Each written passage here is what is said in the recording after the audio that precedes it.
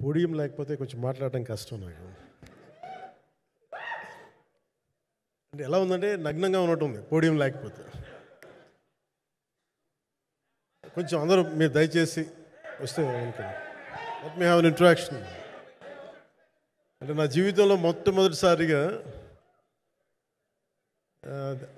అంటే ఎప్పుడు చేశాను ఇంత, నాకు పొలిటికల్ ఇంటరాక్షన్ చేశాను కానీ మీడియా మిత్రులతోటి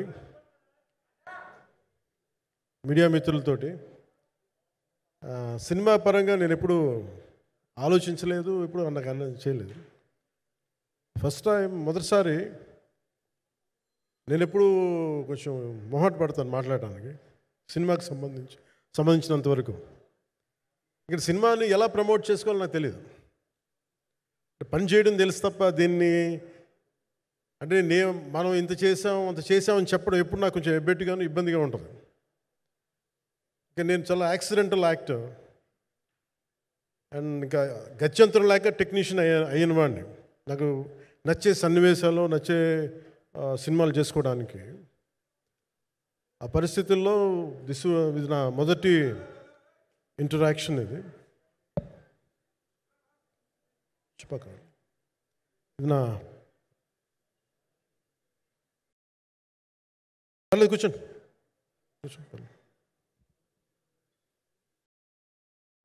రథం గారు వస్తారు.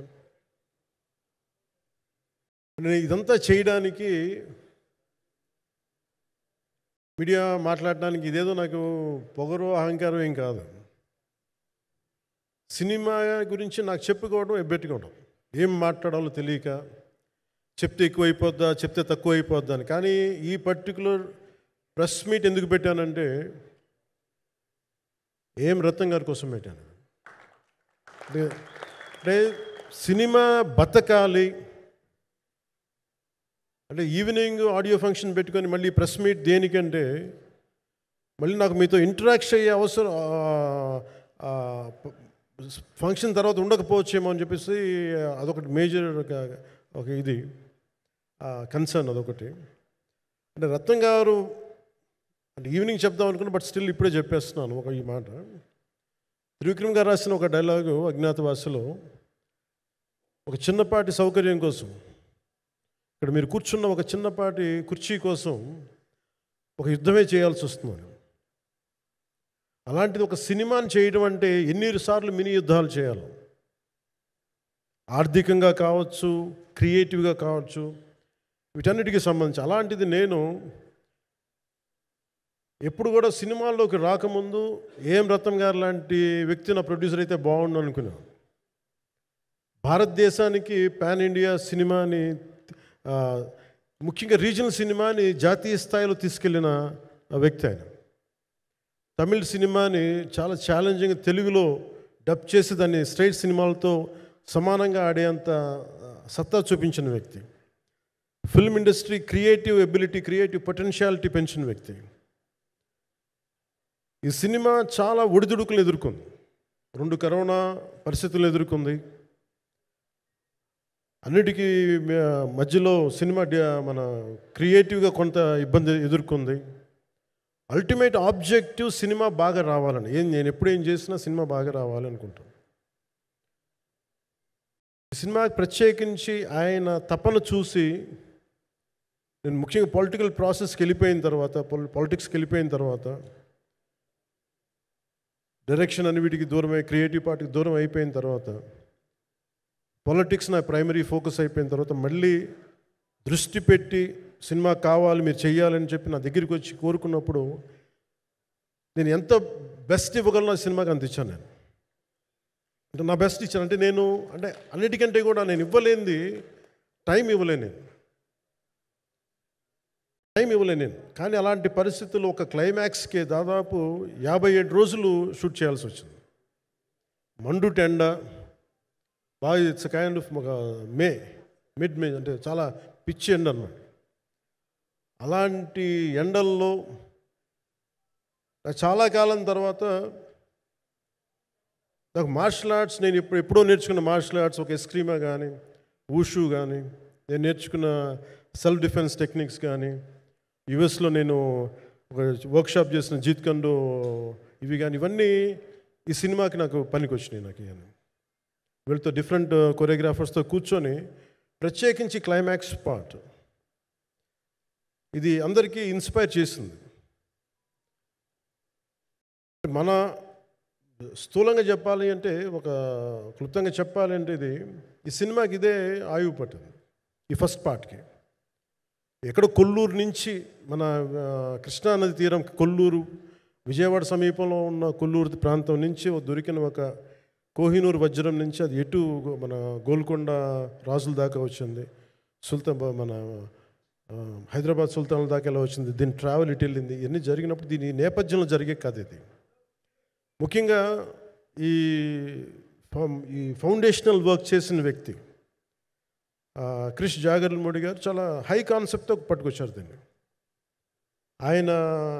ఆయనను రత్నం గారు నా దగ్గరికి వచ్చినప్పుడు చాలా బాగా నచ్చి వెంటనే చేశాను. చేసిన తర్వాత ఒక్కొక్కటి కరోనా నిజంగా ఇంపాక్ట్ వచ్చింది. అంటే ఎలా ఉండదంటే, ఎంత హార్డ్గా ఉండదంటే ఇండస్ట్రీ, అది ఎవరిని తప్పు పట్టలేము. ఒకప్పుడు ఆయన వెంట చుట్టిన నిర్మాతలు, ఆయన వెంట తిరిగిన డిస్ట్రిబ్యూటర్స్, హీరోస్ అందరికి అలాంటి వాళ్ళకి ఒక నిర్మాతగా ఆయన తపన పడుతుంటే నాకు అంటే ఆయన కోసం ఖుషి తీస్తున్నప్పుడు కానీ ఆయనతోటి ఎంత సౌకర్యం ఇచ్చారంటే, అసలు మాకు 1 month ముందు ప్రీ ప్రొడక్షన్ అయిపోయి నాకు అంత సౌకర్యాన్ని ఇచ్చారు. నేను కంపోజ్ చేసిన యాక్షన్ సీక్వెన్సెస్ కానీ ఫైట్స్ కానీ ఖుషీకి నాకు ఆల్రెడీ ఒక 1 month 1.5 month థియేటర్ నాకు ఇచ్చేసి, మన సురేష్ ఎఫెక్ట్స్ థియేటర్ మొత్తం ఇచ్చి నాకు అంత లగ్జరీ ఇచ్చిన వ్యక్తి ఆయన నలిగిపోతుంటే నాకు నిజంగా చాలా బాధేస్తుంది. ఒకసారి it is not about money, it's not about success, it's about standing by whom you trust, who stood for the people and who stood for the industry. నాకు ఎందుకు ఇది మీతో పంచుకోవాలనిపించింది. సినిమా ఎంత విజయం ఇది నాకు నిజంగా తెలియదు, ఎందుకంటే నేను ఇట్లా అనుకోవచ్చు ఇంకోలా కానీ ఒక్కటి మటుకు చాలా సిన్సియర్గా చెప్పగలను. Krish came out with very good concept, చాలా హై కాన్సెప్ట్ పట్టుకొచ్చారు. కొంత వ్యక్తిగత కారణాలు, కొన్ని ప్రొఫెషనల్ కారణాలు ఆయన ప్రాజెక్టుకి బయటికి వెళ్ళినా కానీ దీన్ని ఫౌండేషనల్ వర్క్ చేసిన క్రిష్ గారికి మనస్ఫూర్తిగా నా హృదయపూర్వక ధన్యవాదాలు తెలియజేస్తాను మా అందరి తరఫున. అలాగే తర్వాత స్టెప్ ఇన్ అయ్యింది మన జ్యోతికృష్ణ గారు. ఖుషి సినిమా చేస్తున్నప్పుడు అప్పుడే లండన్ ఈ ఫిల్మ్ మేకింగ్ కోర్స్ చేసి మన డైరెక్షన్లో ఇన్స్టిట్యూట్ అంతేనా డైరెక్షన్ ఫిల్మ్ మేకింగ్ కోర్స్ చేసి అప్పుడే గ్రాడ్యుయేట్ అయ్యి వచ్చి అప్పటి నుంచి ఉన్నప్పుడు బట్ యాక్చువల్ తనతో మాట్లాడుతుంటే మోస్ట్ సెన్సిబుల్ డైరెక్టర్ అనిపించారు. ఈ ఒక టైంలో ఏమనిపించిందంటే, బయట ఉన్న మాటలు కానీ అసలు సినిమా వస్తుందా లేదా బయటికి అని ఉండేది. కానీ మాకు ఎప్పటికప్పుడు నీరసం పడిపోయినప్పుడల్లా నాకు నీరసం వచ్చేసేది. సినిమా అవుద్దా అవ్వదా అనుకున్నప్పుడల్లా దీనికి ప్రాణవాయువునిచ్చిన వ్యక్తి కీరవాణి గారు. ప్రతిసారి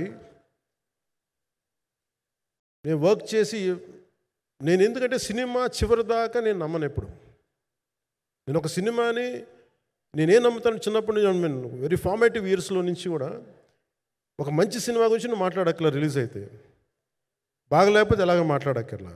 అందుకే నేను ఎప్పుడు సినిమా క్వాలిటీ మీద దృష్టి పెడతాను తప్ప ఇంక మిగతా వాటి మీద మాట్లాడను. అందుకే నాకు ఎప్పుడు ఈ మాట్లాడటం అనే దాని మీద ఎప్పుడు దృష్టి పెట్టలేం. కానీ ఫస్ట్ టైం ఈ సినిమాకి చాలా అవసరం అనిపించింది. ఎందుకని ఒక నిర్మాతలు కనుమరుగవుతున్న ఈ సమయంలో ఒక బలమైన సినిమా తీసి ఒడిదుడుకుల్ని తట్టుకోగలిగి ఒక నిర్మాత కనుమరుగవ్వకూడదు. ఆయన పక్కన ఏది ఉండాలో అండగా ఉండాలని చెప్పేసి నేను అన్నీ వదిలి, ఇంత బిజీ షెడ్యూల్స్ అన్నీ వదిలేసి, ఒకవైపు నన్ను నా ప్రత్యర్థులు తిడుతున్నా కానీ, సినిమాలకు వెళ్ళిపోయిన తిడుతున్నా కానీ, ఇదేంటంటే నాకు అన్నం పెట్టింది ఇది నాకు నా సినిమా పరిశ్రమ.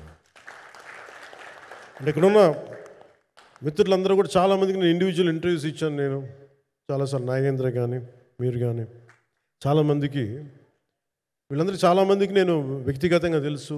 కాకపోతే నాకు సినిమా అంటే నేను సినిమా గురించి ఎక్కువ చెప్పలేక ఎక్కువ మాట్లాడలేను కానీ, బట్ నాకు నిజంగా సినిమా మీద అపారమైన గౌరవం, సినిమా మీద అపారమైన ఆసక్తి, నాకు ప్రాణవాయువు అది. Story telling is a necessity for all each and every individual.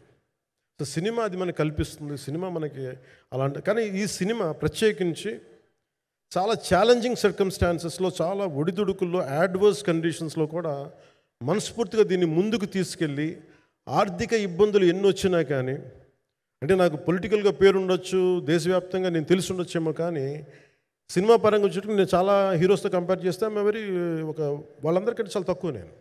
So దానికి ఉండే ఇబ్బందులు దానికి ఉంటాయి. మిగతా వాళ్ళకి బిజినెస్ అయినందుకు నాకు బిజినెస్ అవ్వదు, వాళ్ళకు వచ్చినందుకు నాకు రాకపోవచ్చు. ఎందుకంటే నా దృష్టి, నా కాంపిటేటివ్నెస్ ఎప్పుడు నేను సినిమాల మీద పెట్టలేదు. నేను ఇప్పుడు సొసైటీ పొలిటికల్ ప్రాసెస్ పెట్టాను, కానీ ఎప్పుడు సినిమా మీద నేను ఎంత ఉండాలనేది నేను ఎప్పుడు పెట్టలేదు.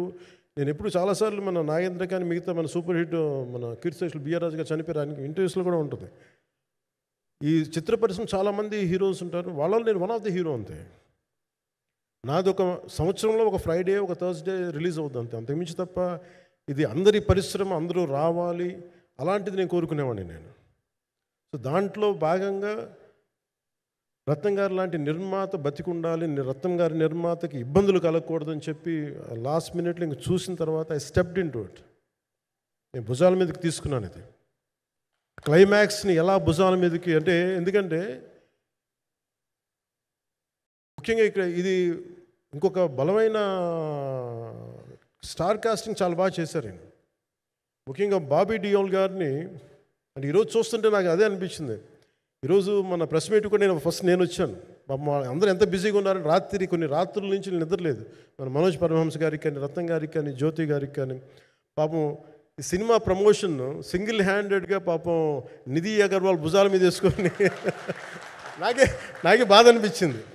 పాపం ఒక అమ్మాయి తన కెరీర్ తను చూసుకోవాల్సిన అమ్మాయి కూర్చోబెట్టి నాకే సిగ్గు అనిపించింది. I have to truly appreciate you. అంటే చాలా పాపం అన్నీ వెళ్తూ ఉంటే నాకు ఇదేంటి సినిమాని అనాథలా వదిలేశారండి అనిపించింది. సో నాకేమనిపించింది, ఈ సినిమాకి ఎవరు అనాథలా వదలలేదు, నేను ఉన్నానని చెప్పడానికి వచ్చాను ఈ రోజున. ఎందుకంటే నేను కోట్లాది మంది ప్రజలకి అండగా ఉండేవాడిని, దేశంలో ఉండే సమస్యలకి స్పందించేవాడిని. అలాంటిది తెలుగు సినిమాకి, నా సినిమాలకి మీకు తెలుసు గతంలో ఎన్నిసార్లు ఇబ్బందులు పెట్టారు. అదే మన ప్రభుత్వం అక్కడికి రాగానే వెంటనే సాధారణంగా హృదయ కవాటాలు తెరిచి మరి ఆహ్వానించాం. ఏమీ కృతజ్ఞత కూడా ఆశించలేదు. అంత చిత్ర పరిశ్రమను అంత గుండెల్లోకి తీసుకుంటాం. అలాగే దీనికి సంబంధించి అలాంటిది నా సినిమాని నేను ఎందుకు వదిలేస్తాను? ఎందుకంటే ఇది ఇంకో సినిమా కాదు, ఒక మేకప్ మ్యాన్గా ప్రారంభమయ్యి ఇంకో ప్రొడ్యూసరు, డబ్బులున్న ప్రొడ్యూసరు, పెద్ద జీవితాల నుంచి వచ్చిన ప్రొడ్యూసరే కాదు, చాలా చిన్న స్థాయి నుంచి, ఒక మేకప్ మ్యాన్ స్థాయి నుంచి బాయ్గా స్టార్ట్, అంటే చిన్నపాటి అసిస్టెంట్గా స్టార్ట్ అయ్యి చాలామంది మన సీనియర్ దర్శకులందరి దగ్గర పనిచేసి అంచెలంచెలుగా ఎదిగి నిర్మాత అయ్యి, దర్శకుడయ్యి, స్క్రీన్ ప్లే రైటర్ అయ్యి, మీరు ఏమన్నానంటే ఆయన మౌనంగా ఉంటారు. ఎవరు ఎన్ని ఇబ్బందులు పెట్టినా మౌనంగా ఉంటారు. ఆయన మౌనం ఒకసారి నాకు విపరీతమైన అసహనానికి గురి చేసేస్తుంది. మీరు ఏదైనా మాట్లాడాలంటే ఎవరు ఇబ్బందులు పెట్టి ఏం ఎదురు తిరగరు ఏంటంటే ఇలా అంటారు, ఏం చేయాలి. ఇంకా ఇలాంటి వ్యక్తికి ఆయన మౌనం నన్ను ఇలా రోడ్ల మీదకి వచ్చి ఇలా మీ దగ్గరికి ముందు నుంచోబెట్టింది. అంటే ఆయన ఏంటంటే చెప్తారు, ఆయన మౌనం అంటే రమణ మహర్షి నుంచి బాగా నేర్చుకున్నట్టున్నారు. మౌనం అన్నిటికీ సమాధానం. సో నాకు మనస్ఫూర్తిగా ఈ స్టార్ కాస్టింగ్ ఒకటి, అంటే నా చిత్ర పరిశ్రమ మీద ఎందుకు ఇంత గౌరవం అంటే, మనందరం కులాల మీద, మతాల మీద, ప్రాంతాల మీద, భాషల మీద కొట్టుకుంటూ ఉంటాం. But any film industry take in this world, especially Indian film industry, దీనికి there is no caste discrimination, there is no region discrimination, there is no religion discrimination, nothing. It's purely your creative potentiality, purely your creative ability. నువ్వు చిరంజీవి గారి తమ్ముడు కావచ్చు, చిరంజీవి గారి కొడుకు కావచ్చు, లేదంటే ఇంకొకళ్ళు అబ్బాయి కావచ్చు, మేనల్లుడు కావచ్చు, ఇట్ డజంట్ మ్యాటర్. నీకు టాలెంట్ లేకపోతే నువ్వు నిలబడలేవు, నీకు సత్తా లేకపోతే నువ్వు ఇక్కడ ఉండలేవు. అది నా కొడుకైనా సరే. ఇట్ ఆల్ డిపెండ్స్ నీకు ఎంత టెనాసిటీ ఉంది, ఎంత పర్సీవరెన్స్ ఉంది, ఎంత నిలబెట్టుకోగలవు, ఎంత నిలదొక్కుకోగలవు, ప్రతికూలతలు ఎంత బలంగా నిలబడగలవు. ఒక నిర్మాత సినిమా తీయడం అంటే ఒక యజ్ఞం చేయడం లాంటిది. తిట్లు తినాలి, ఇబ్బందులు పడాలి, అన్నీ పడిన తర్వాత ఫైనల్ డబ్బులు మిగిలితే కూడా లేదు తెలియదు. ఇలాంటి పరిస్థితుల్లో నాకేమనిపించిందంటే ఈయన పడ్డ కష్టం చెప్పాలనిపించింది ఈ రోజున. ఈ ప్రెస్ మీట్ తాలూకు ముఖ్య అంశం ఒక చిన్న స్థాయి నుంచి వచ్చిన వ్యక్తి నిర్మాతగా ఎదిగి ఆయనకున్న పాపం ఆయన మంచితనం ఆయన్ని శాపంగా అవ్వకూడదని చెప్పి ఒక ఉద్దేశంతో ఆయన మంచితనం చెప్పాలి, ఆయన ఒక మంచి సినిమా చేశారని చెప్పడానికి నేను ఈ రోజున మీ ముందుకు వచ్చాను. ఎందుకంటే నేనేం నమ్ముతానంటే సినిమా బాగుంటే ఎలాగో చూస్తారు, దీని గురించి చెప్పక్కర్లేదు. సినిమా బాగాలేకపోతే ఎలాగో చూడరు. మీరు ఎంత పబ్లిసిటీలు చేయండి ఇవన్నీ అనుకోండి, అందుకే నేను పెద్ద ఎక్కువ మాట్లాడడానికి ప్రయత్నం చేయను. కానీ ఈ పర్టికులర్ రోజు మటుకు ప్రత్యేక ఈ రోజు మటుకు ఆయన పడ్డ కష్టం ఈ సినిమాకి, అలాగే ఒక్కొక్క కాస్టింగ్ ఆయన చేసింది, దీనికి నేను క్రిష్ గారిని కూడా చాలా మనస్ఫూర్తిగా అభినందిస్తున్నాను. ఎందుకంటే ఆయన కూర్చున్నప్పుడు ఎంతమందిని పెట్టాం, ఒక ఔరంగజేబ్గా మిగతా నటులు ఒకళ్ళిద్దరు యాక్టర్స్ని పెట్టి కూడా ఒకళ్ళ చేత యాక్ట్ చేయించాం ఒకళ్ళ చేత. కానీ Bobby Deol so apt for Aurangzeb, ఎంత కన్విక్షన్తో చేశాను. అప్పటికి ఆయనకి ఇంకా ఆయన చేసిన హిందీ సినిమాలు కూడా రాలేదు ఇంకా ఆయనకి. ఎంత కన్విక్షన్తో చేశారంటే నాకు నిజంగా ఆయనతో యాక్ట్ చేయడం చాలా ఆనందాన్ని ఇచ్చింది. సో అలాంటి బాబీ డియోల్ గారిని మొత్తం pan India Manoj Paramahamsa was roped in last. ఇంకా సినిమా ఎట్లా మనం అయిపోవాలి, నేను పాలిటిక్స్కి వెళ్ళిపోయిన తర్వాత డిప్యూటీ సీఎం బాధ్యతలు తీసుకున్న తర్వాత అందరికీ అయిపోయింది, ఇంకా సినిమాలు చేయలేడు ఇతను, ఎలా చేస్తాడంటే నాకు తెలుసు కష్టం అని. నేను ఎలా చేశాను ఈ సినిమా అంటే పొద్దున్న 2 గంటలు చేసామండి, బ్రేక్ఫాస్ట్ టైము లేదంటే నా ఎక్సర్సైజ్ టైంని కొంచెం మిడ్ నైట్గో లేదంటే ఎర్లీ మార్నింగ్ 4 గంటలు పెట్టుకొని ఆ 2 గంటలు ఏమి దొరుకుతుందో ఆ 2 గంటలు ఇస్తే జ్యోతి, మనోజ్ గారు, మన రత్నం గారు వీళ్ళు కూర్చొని ప్లాన్ చేసి, అది కూడా నా ఆఫీస్కి, నా పార్టీ ఆఫీస్కి కూతవేటు దూరంలో ఉన్న ఒక మా స్నేహితులు ఒక వాళ్ళ గోడౌన్ ఉంటే అక్కడ కూర్చొని షూట్ చేసాం.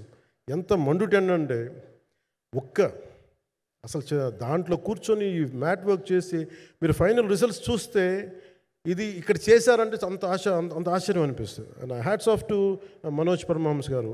అండ్ ఈ సీన్స్ అన్నిటికీ ప్రీ విజువలైజేషన్, ప్రతి సీన్ చేయబోయే ముందు అసలు నాకు ఏమనిపించిందంటే సినిమా చేయగలమా లేదా అనే పరిస్థితుల్లో జ్యోతికృష్ణ గారు ముందుకు వచ్చి నాతో మాటలు నేను చెప్పలేదని, ఇది ఇలా చేస్తాం అలా చేస్తాం ఏం చెప్పలా, ఏమి చేయబోతున్నాడో everything was pre visualised.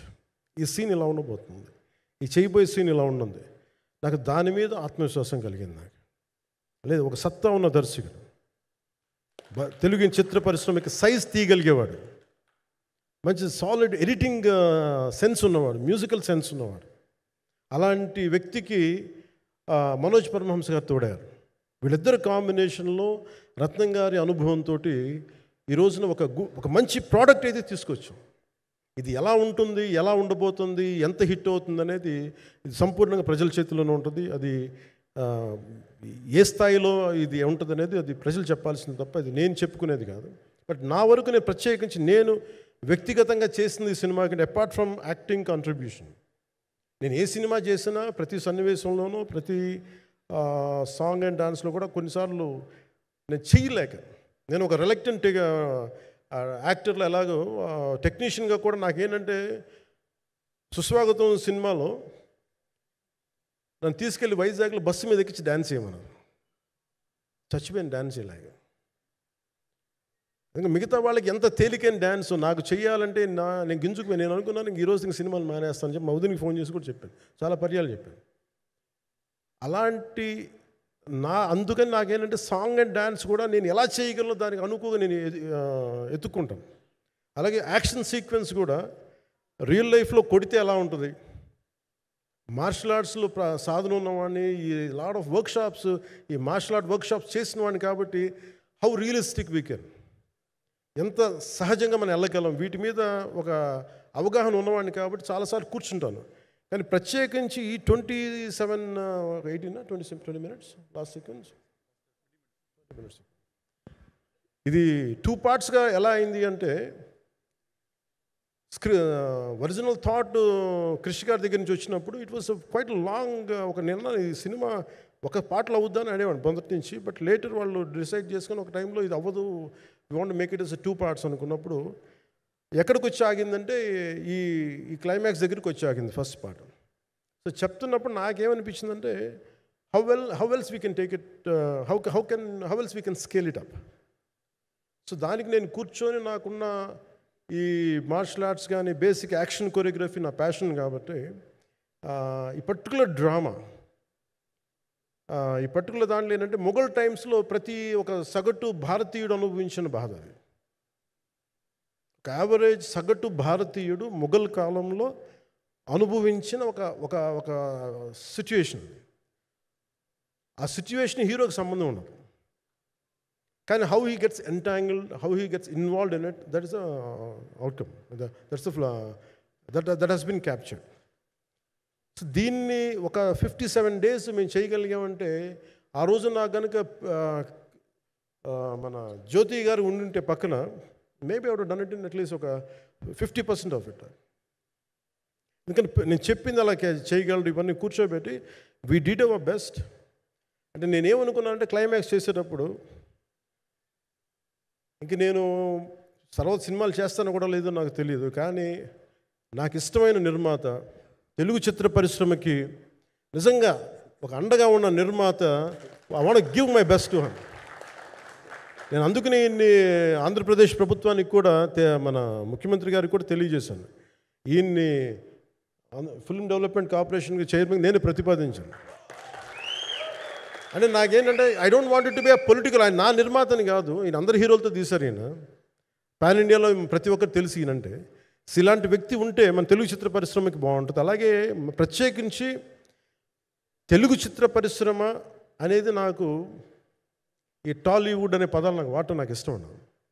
Bollywood, Tollywood, Kollywood, Mollywood, why should we ape Hollywood? We have a greater story narrative ability మన దగ్గర ఉంది. We have a greater story telling ability. We don't have to ape Hollywood. We take the best practices of Hollywood, but not necessarily the name of Hollywood. వాళ్ళకున్న professionalism మనం నేర్చుకోవాలి, వాళ్ళకున్న commitment నేర్చుకోవాలి, వాళ్ళకున్న production designing ability మనం తీసుకురాగలగాలి.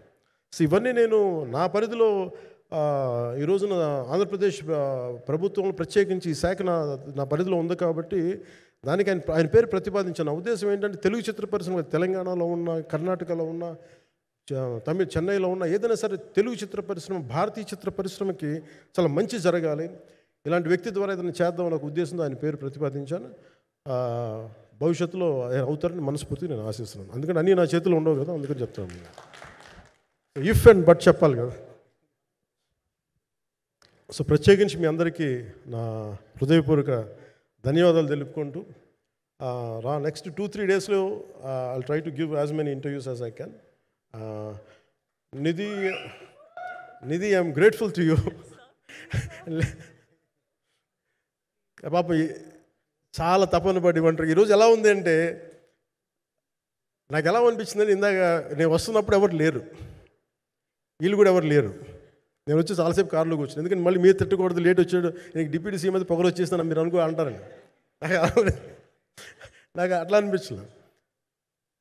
నాకు first time ఎందుకు media నాకు ఎందుకు అలవాటు పోయిందంటే, నేను వచ్చిన కొత్తల్లో ఈ జ్యోతి చిత్ర సితారా పేపర్స్ ఉన్నాయి, ఎవరో ఫొటోస్ వేయమంటే this guy is not saleable, ఇంకా అవసరం లేదు అంటే నా ఫోటోలు వేసేవాళ్ళు కాదు.